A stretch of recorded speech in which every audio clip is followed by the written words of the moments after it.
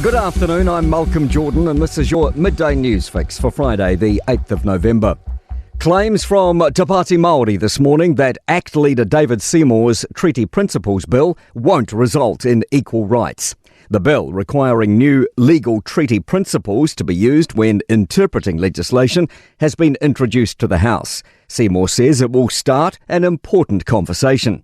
But Te Pāti Māori co-leader Debbie Ngarewa-Paka told TVNZ the bill will see whenua, whānau and moana being taken advantage of. This is exactly where ACT are going.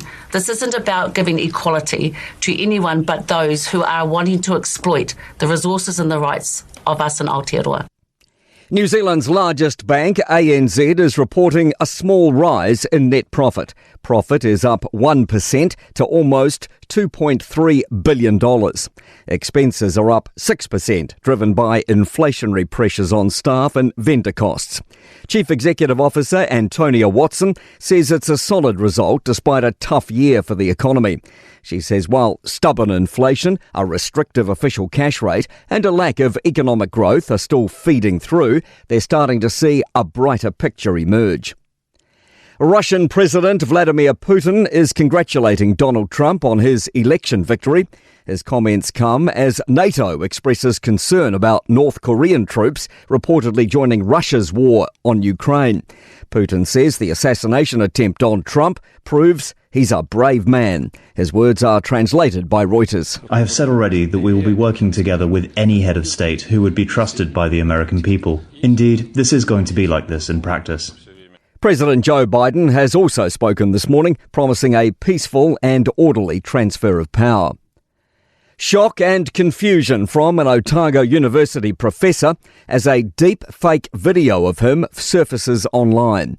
The university's warning of the online scam, where Professor Sir Jim Mann's likeness is used to encourage people with type 2 diabetes to stop taking metformin medication. The footage of Mann was used to look and sound like a One News clip.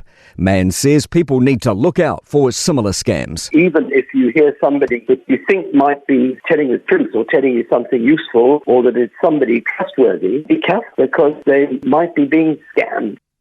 Latest census data shows almost 1 in 5 children are now living with a single parent. Birthright National Coordinator Joe Ferns says the number of single parents has been increasing for some time. Families are under all sorts of financial pressures and pressures with people working ever longer hours, that there's going to be more pressure on families and that puts pressure on relationships. The BBC's reporting that 3 people have been charged over the death of Liam Payne, citing Argentinian authorities. The former One Direction star died at a Buenos Aires hotel 3 weeks ago. To sport. Code convert Joseph Suali'i will make his Wallabies rugby debut against England on Sunday.